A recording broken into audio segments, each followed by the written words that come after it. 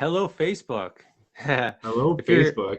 if you're watching this live, which you're probably not because you're probably working, drop us a comment. Let us know what you think. This is a great debate, and it's meant to be fun, and it's meant for you guys to join in and let us know what you think.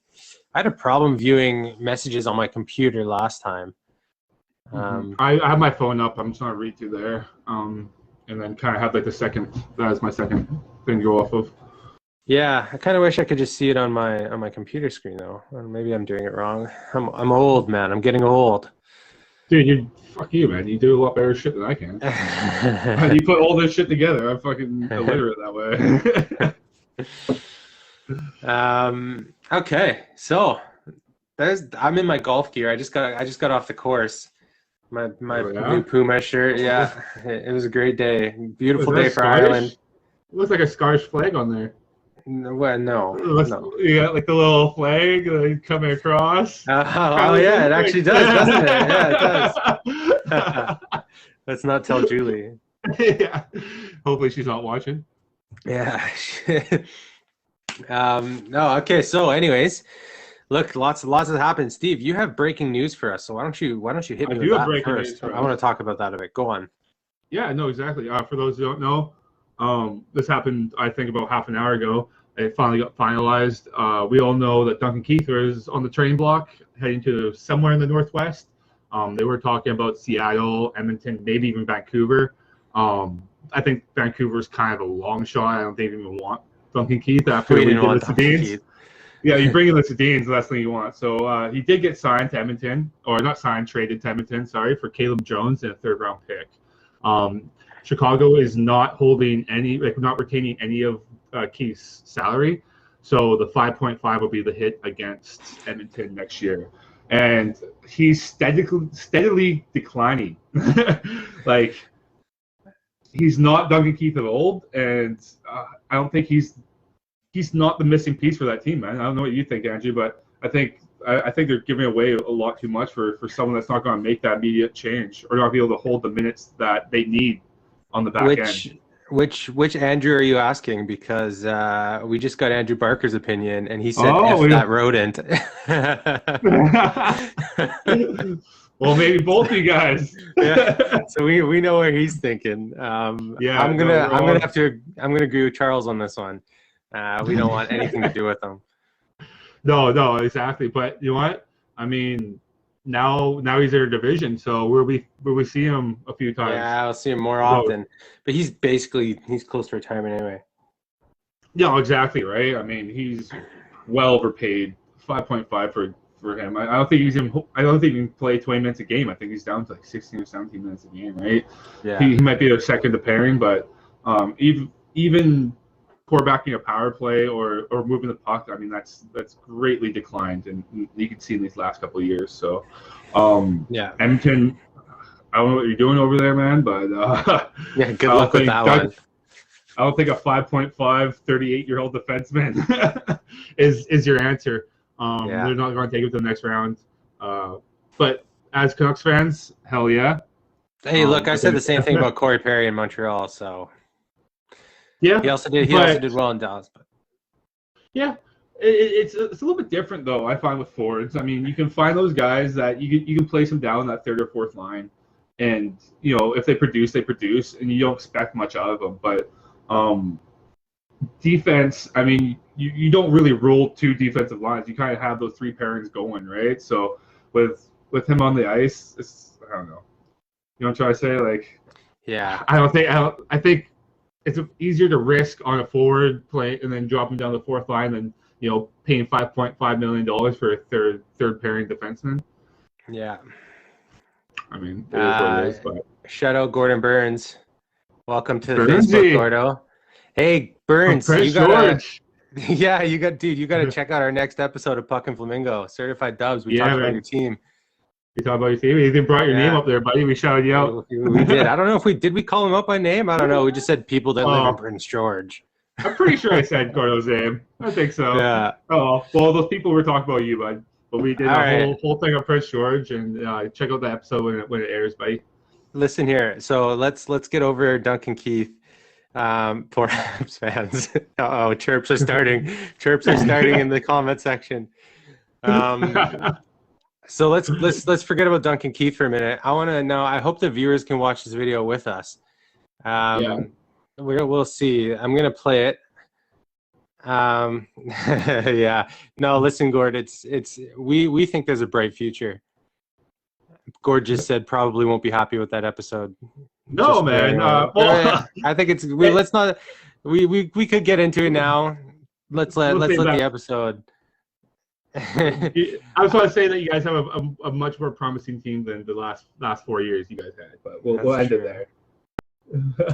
Okay, so what I want to do here is I want to pop up now. I'm going to play this video, guys. If you can see it, I don't know. You can probably hear it. So I'm going to turn my volume up so you. Joe, let's hear it. Just how would you describe? Congratulations. How would you describe your emotions right now after? Can you see it? I don't know what to say. Back to back, and I couldn't sleep for 3 nights. And to be able to win this game is huge. Wasi was outstanding. MVP. I was telling him every day, Wasi, you MVP. You're the best player. And then they gave it to whatever the guy in Vegas, the Vezina. And then last year they gave Vezina to somebody else. Number one bullshit. Number one bullshit. Wasi took both cups. Cooch is fucking loaded. He took MVP, and I was keep telling him he's MVP. I've never seen anyone so lit up during an interview. He's the best. He was on his head today, and he's got the sniffles too. Game, and another shout out. Yeah, I heard that as well. Remarkable. Can't even tell more. I'm so happy I didn't want to go back to Montreal, but the fans in Montreal. That's ruthless. They acted like they won the Stanley Cup. We'll talk about this after. Are you kidding me? One sec. Sorry, Burnsy. I know. I wish you could see it. Are you kidding me? Yeah, I hope you guys can hear that. Shout out to Prokop. John Romano, Tampa Bay Times. Their final was last series. Okay. What the? All right. So you couldn't see the video, but you could hear it. We've all seen it. We've all seen shirtless Cooch sitting on the bench. Oh, God. But look, the thing I don't like about that. Now, obviously, Burnsy, you think that's the worst thing you've ever seen. And I agree. Like the guy plays for a fan. Listen, he plays in Tampa Bay. Yeah. Their fan base is not hockey. Anywhere in that Sunbelt area. Yeah. Nick agrees. I agree, Nick. But look, I mean, he doesn't understand the pressures to play in a Canadian market. You can't play in Montreal, and of course, the fans acted like they won the Stanley Cup after Game 4. They were still alive in the Stanley Cup final. Mm-hmm. So the Bell Center is probably the most passionate fan base in the league. Yeah. Yeah, passionate, you're right. Maybe. I don't know about ruthless. I mean, they were kicking out coaches because they weren't French. Well, I mean, that's a different story. We won't get into that. That's a little controversial. A little bit. I could lose my. Our fucking Flamingos will be over in 24 hours if we start talking about that. Yeah, we'll leave up that, but yeah. And boys, yeah, you're right, Gordo. They're tripping me for having no jersey in my background, so I know. I'll get that done for next epi, boys. I'll get my the best goalie of all time, Brodeur. I'll get him framed up right back there. Andrew. Right there, boys. All right, so we talked about Cooch. We talked about the Duncan Keith trade. Now, this is the main event, guys. Now, I want you boys listening. I want your opinion. Now, I know everyone's going to vote against Andrew here. It's going to be pick on Andrew night. But good reason. We're talking about Gary Bettman today. Okay, we're talking about how he gets booed in every event he does. When he presents the Stanley Cup, I couldn't believe he got booed in Las Vegas. Remember that? He literally created a team in Las Vegas. They held the draft there, and they booed him. Yeah, there we go. Nick's booing already. Well, I don't get it, guys. Like, why? Why are we doing it? Steven, you tell me why you think people are booing, because I need to understand more. I can tell you why easily. since '93, since he came in, 3 lockouts? Like you're shutting. Okay, I mean, let's start from there. Let's start that he's one of the biggest is his lockouts. Like how he also came from the NBA. So coming from the NBA, instantly going what I think the first lockout was '94, and then the second lockout was 2004. So 10 years later, he has another lockout, and then 8 years later in 2012 has another lockout. Right? It's all about money for him. It's all about bringing up that's the what it is. No, it's not. It's money. about growing the game. It's about growing the game, man. These guys, it's not about making the rich richer. That's not what it is, man. It's about growing ask the players sport. that. No, what I'm talking about is money for the owners. That's what I'm talking about. Not paying the players money. Where that money's going in the league to put in expansion teams into Atlanta. What fucking they tried already once. That failed. And now let's bring it back again. Like what are you doing? Oh, let's put 3 teams in the Southern California. Why? Why do you have 3 teams in Southern California or Florida and Tampa? You can have 1 team over there. You don't need to. He only cares about the Southern American. That's all it is. He doesn't give a shit about Canada, right? Okay, but it's not about. It's not about. Canada's the market. Canada's the biggest market. That's what keeps this fucking team. You think the 30 fans in fucking in Florida is what keeping the NHL afloat, man? They're giving tickets away. They were give. Oh yeah, they get So what? The last 20 years they had a full season once. I remember Florida. You could pay $10 and get like a full 4 tickets, fucking beer, popcorn, hot dogs for like $20. Arizona. Like, what the? Can't give that team away. Game for $170 for fucking nosebleeds, right? The Canadian team is what brings us it is what the market is, and that's just facts. Okay, but from a financial standpoint, the game has it's grown exponentially. Like it is now in the talks. Like so, before he took over, okay, the NHL has now deals with YouTube. They have deals with. Obviously YouTube didn't exist in '93, but I'm talking about now. Yeah. Look, here's a good example. So when I was doing wet coasters, I had to try put NHL highlights on Facebook, right? I could get NHL highlights, but I couldn't get MLB because MLB's exposure is completely shut down.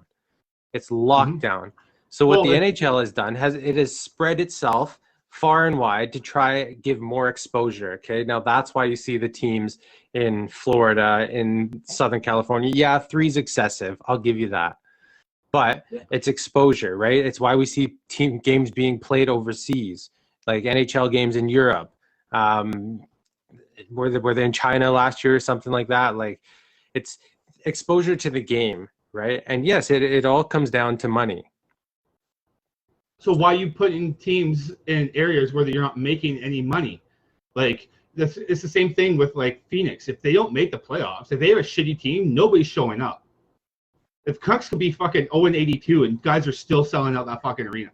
Well, that's not true. So what? No, but you know what I mean. Yeah, okay. You're still gonna put a lot. I guarantee if Canucks were the worst team in the league and Phoenix was the worst team in the league, there'd be more fans in the stands in Vancouver than there will be in Phoenix. You can't. Okay, so right. But here, these fans in the stands, that's owners' money, right? Yeah, well, I think he's more concerned about. So Turner Sports just paid a $1.6 billion deal over 7 years for a new TV contract. Yeah. Right. That's the kind of money that he wants to see. Now, again, I can't argue with the lockouts and stuff like that. In my opinion, I think the lockouts, now obviously they suck. Having no hockey sucks, but I think it's made the game a better sport. And the rules that have been implemented.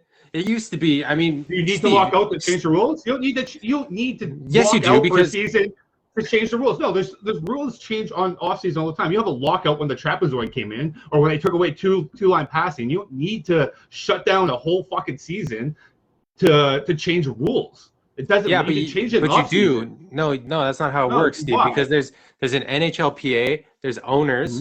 There's Yeah. there's Gary Bettman himself and all of the NHL operations, and they all have to agree. Sometimes NHL players don't agree with what the owners want, and the owners don't agree with what hockey operations want, and the hockey operations don't agree with what the players want. You have to make all of them come together, and when they don't all come together, hence a lockout. Yeah. Nobody wants a lockout. Owners don't want lockouts. Players don't want lockouts. How many lockouts in NFL? Yeah. How many lockouts in NBA? How many lockouts in MLB? Right? So other sports can do it. Why the hell can't hockey? And here's the thing, though, and here's one of the biggest things, is that Bettman knows that after these lockouts is that nothing's going to happen. People want to watch hockey, and they're not going to boycott it for any fucking reason. You know what I mean? So, like, you could take hockey from us for 4 years, and as soon as it comes back on, all those people are back watching hockey.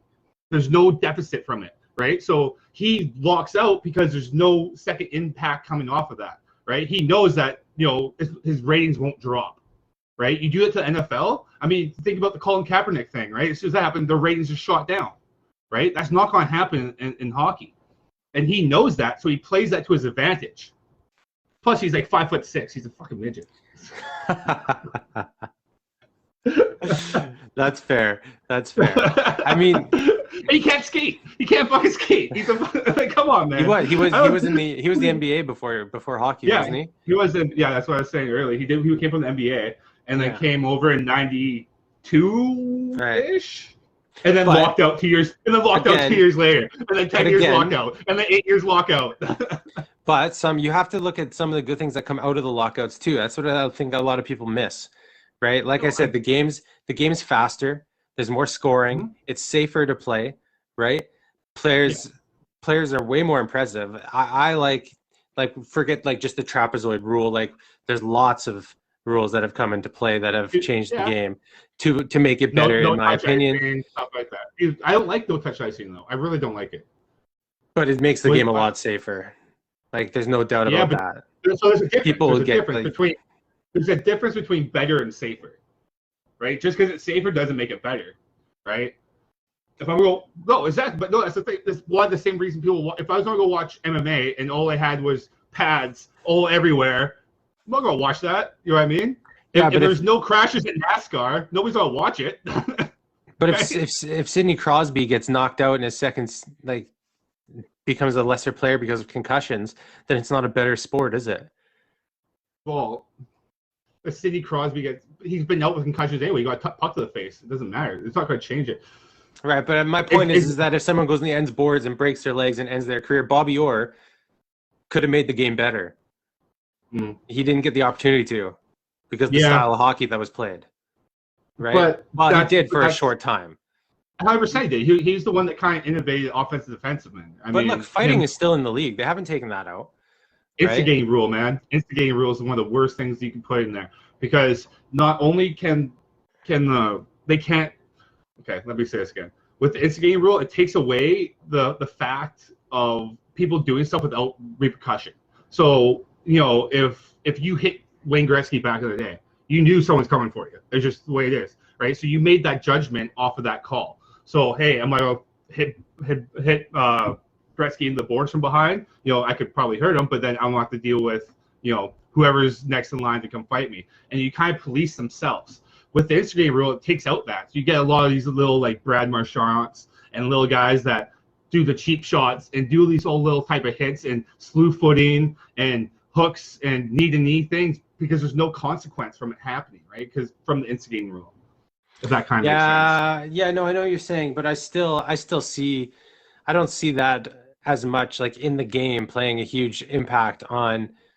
Yeah, it takes away that fourth liner only fighter, right? You need to have skill to play.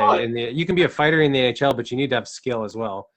Yeah, but I mean that's because I don't mean by fighter. I'm not talking about like like Derek Bugard or like guys that are designated just fighters. But you have guys like Zach Kassian. John Scott. Shout out John Scott. Yeah, John Scott, exactly, right? MVP. But like guys like Zach Kassian who can, and we actually went over that Memorial Cup game. And he can put points, he can score, but he's also a tougher guy, right? And that's where I think it needs to go, is that you can't you can't have a roster spot with a guy who can't skate, who can't do anything, who's 6'8", 280 pounds, and just beats the hell out of people. I think that needs to go out. But if you have those guys that can police themselves instead of having the ref having to police everything, or being scared of getting kicked out of a game for instigating, or going in the box and putting their team down for standing up for their own teammates, right? Yeah. So I feel like that's kind of something that needs to kind of come back. And I hate the instigating rules. I don't know about you guys in chat, but yeah, that's kind of where I'm at with that. I don't know. I don't necessarily hate it, but I'm gonna take a step back for a second because I want to talk about. So we talked about teams that shouldn't be, but I want to talk about teams that are. Okay. Minnesota. Right. Winnipeg. Yeah. Las Vegas. That's been an absolute success. Right. Winnipeg wouldn't have a team if not for Gary Bettman. Las Vegas. No. Okay. Hold up. Seattle's how long did it take for Winnipeg to come in? Man, they've been trying for so long, and he was very, very redundant to put another Canadian team in.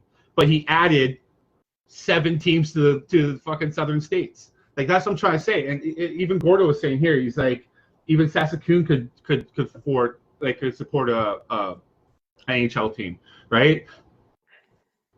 A lot better than Florida or Phoenix or Anaheim.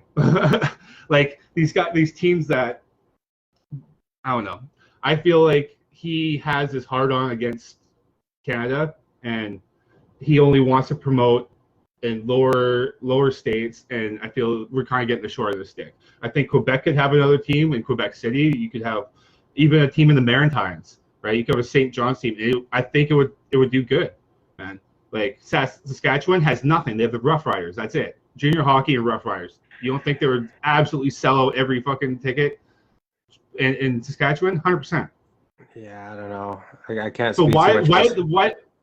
Yeah, but you're saying is that these people want something, right? So they have nothing. The same thing would happen in Winnipeg, right? It was a lot. They have a team. Yeah, but they transferred.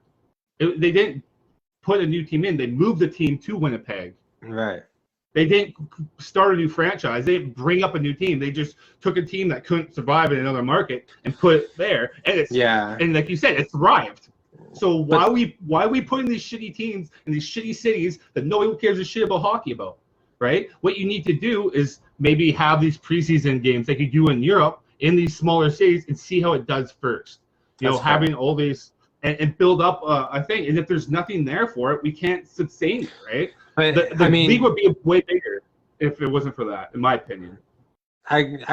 Yes, I agree. And I mean, are you seeing these guys chatting? Because I didn't see. I am. Yeah. Shout out what they're saying, because I can't see it. Nick was saying slim pickings, and that's why they put teams in bad markets in the States. They don't have great options. Yes, they don't have great options in the States, but there is great options in Canada. So why are we going to these shitty options and not growing something that we know can land? Hell, we could put a fucking team in Victoria. I'm sure we could fucking sell out. You know what I mean? Like, I don't know. The interior. Interior. Anywhere. I mean, I don't know. I don't know if they. There was 2 teams in Alberta, but there's 3 teams in California, right? And the reason why Vegas is done so great is because the rule changed from previous franchisees, right? So they had a lot more options to make their team a lot better, and they abused that system really well. Guys like Shea Theodore and getting them from Anaheim, squeezing him out of them, and other players, and making trades and taking cap hits to make their team so good. Like, I don't think they've missed the playoffs since they've been in the league, right? So Gordo was saying that they could be. I said maybe they would be another contender for a team if they can support it. I know there's a lot of Saskatchewan. I know a lot of Saskies like either Winnipeg or Edmonton, so they might be able to support a team. Yeah, that's the thing. And even when you look at like the broadcasting map for NHL blackouts, which we haven't even touched on, by the way, which I fucking hate. So I know I'm supposed to be. I got arguments for Gary Bettman here, but I hate blackouts. It is the most annoying thing ever. Yeah. But yeah, if you look at the map, the blackout map, like you're right, Gordo. A lot of the it's Edmonton, Winnipeg. Yeah. Between, like, there's nothing in between. You know. Exactly right. Yeah. So I mean, and I know a lot of Saskatchewan people that are hockey fans, and they have to pick Calgary or Edmonton. Now with Winnipeg, this is before Winnipeg came into Winnipeg, but I mean, these guys are all cheering for a team in another province. Imagine us being in BC and having to pick between Calgary and Edmonton. Like, you know what I mean? Why can't you don't think each province could support their own team in the NHL? 100%. Yeah. 100%. Yeah, I can agree with you there. Now that being said, right? So here's something to think about. In 1993, there were 24 NHL teams. 1993 is when Gary Bettman came in. Okay. Yeah. Now there's 32, so there are a lot more. And I think now I know Nick says slim pickings. That's why they put teams in bad markets, the states that don't have great options. Now I agree with you, Nick, but also to say that you gotta kind of test it sometimes too, because look, let's be 100% honest. America's where the money is, right? Their dollar's better. Some players don't even want to play in Canada so they can make American dollar. Yeah. Well, no, that's okay. So that's changed. Everything's paid in American. So every player that if they play for Vancouver, they're getting paid in American dollars. It's not. I didn't know it's that. not like, yeah, because you think about it, man. If you're making $7 million Canadian, and then there's a guy making $7 million American, so it costs a lot more for that guy at $7 million, right? Right. Yeah.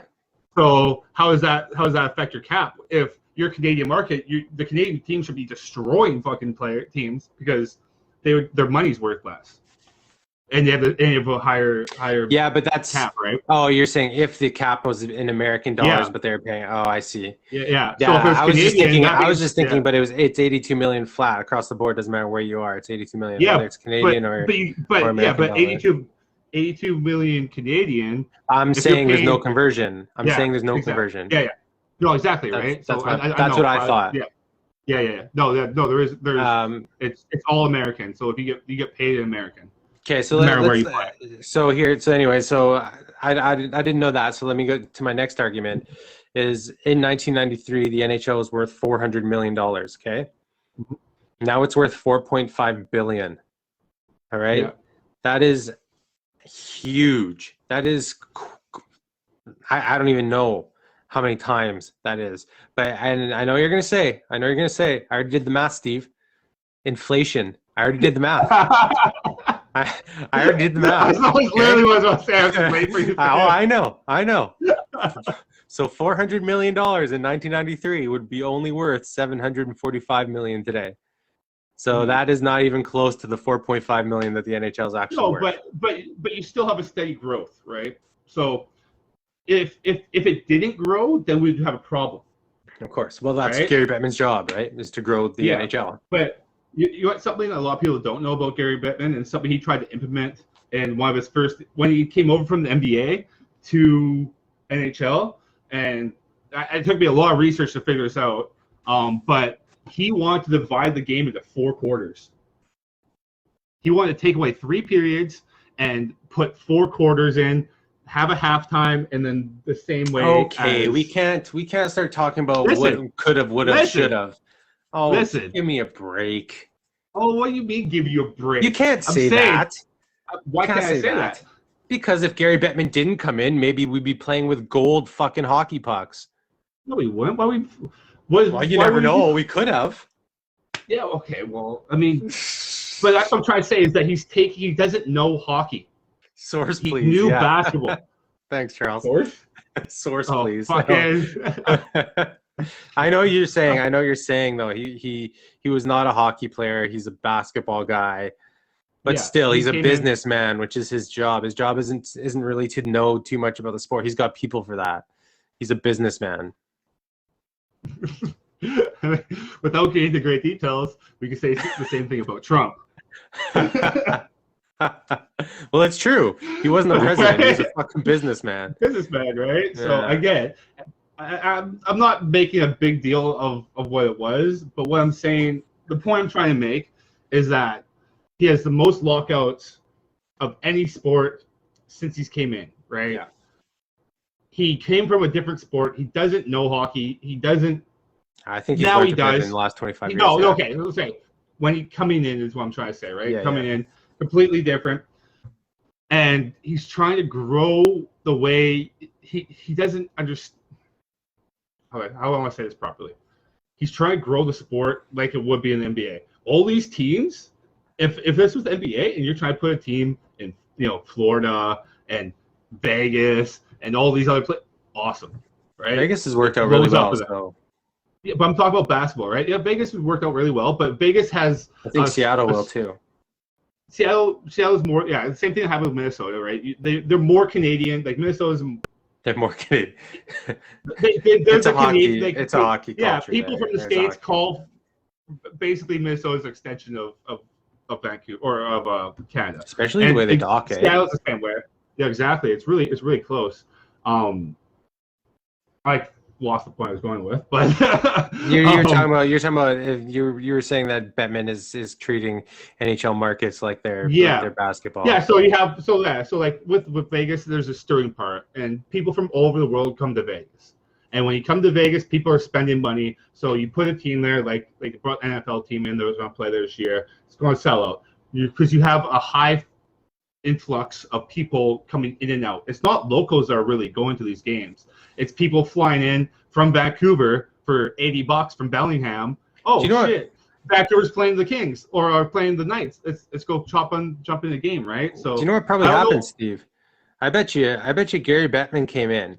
He saw how much LA was making an impact on people that wouldn't normally watch hockey, right? The LA Kings made a huge impact on people who didn't. Snoop Dogg, for example. I bet you he just rolled up. He probably said, Snoop, what made you love the sport? They smoked a bunch of Jays. They opened up franchises in Atlanta. And he was probably and look how that worked out. Yeah. But that's the fucking thing, right? Like, for me, I feel making it's such a the problem I'm having is if you're adding more teams, you dilute the talent. That's just the way it's going to go, right? So more teams, the less diluted. It's going to be a diluted talent pool, or talent pool. But when with it growing and us going more into Europe, and like you say, have these games in Europe and having a lot stronger pull with a lot of these guys like Larry Onoff is one for Russia that these guys look up to, Pavel Bure, the Sedins, Peter Forsberg, for these idols to have, and then they're growing up and I want to be like Peter Forsberg coming from the same town or wherever the hell it is, right, in Sweden, growing the sport, and then imagine seeing this and then showing up and playing in front of fucking 5,000 people a night. How is that? That doesn't do anything for these players, right? So not only are you diluting the talent, but you're also not filling up the stands. Okay, and that's Can we agree on this and end our debate?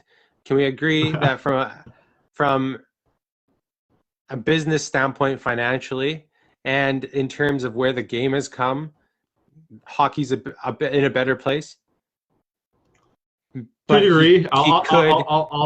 he could choose his markets better, i.e. Canada, figure it out, bud. I just feel like he hates Canada. Can we agree there? And 100%. And I just don't know why he dislikes trying to put, like, as a business owner, wouldn't you want, like, if I'm owning a store, I don't want it in the middle of nowhere. I want it on the corner of Main Street where people are going to come in and do it, right? Just because there's a lot of people doesn't mean people are going to come in. So you want to be in a spot, but to end that, I do agree to a certain extent. Cool. All right, man. Well, thank you. That was fun. Thanks everyone for chiming in. We'll definitely do this again. That was a great success. Thanks for everyone coming in and communicating and chatting. If you're watching this not live, give us your opinion. We can talk about it. We'd love to hear it. We'll banter back and forth through messages anyways. Gary Bettman, love him or hate him. Do we boo him or do Do we let him talk? Do we boo him a bit and then let him talk, or do we just nonstop boos? What's it going to be? I love the draft day just to hear it. yeah, draft day, which is coming up, by the way. So get hyped. We got Canucks Corner coming up, folks. We got Gordo. Go listen to your Prince George episode. I think he's gone now, but go do it anyways. It's coming up. It'll be up tomorrow by the time you wake up in the morning. Listen to it on your way to work. Canucks Corner. What was I saying? We got what are we talking about next week, Steve? We're talking about pre-draft. Sedins. Pre-draft. Talking about the Sedins. We're talking about the pre-draft. Where the Canucks are going to be. Not just the NHL entry draft, but we're talking Seattle Kraken expansion draft. Who's going to be covered? Who's not? Yeah. Who could go? I saw a post today saying Zach McEwen's on the hot seat for them. He might be a guy. Yeah. So. Somebody I don't want to lose, but we'll talk about that on later on. We'll talk about that next week, and then the week after will be post-draft. And then we're right back into our WHL guys getting fired up for the season. It's right around the corner. Here we go. I'm stoked, man. Yeah, we got, I think, 3 episodes out for all the BC teams are now covered through our podcast, through Certified Dubticians.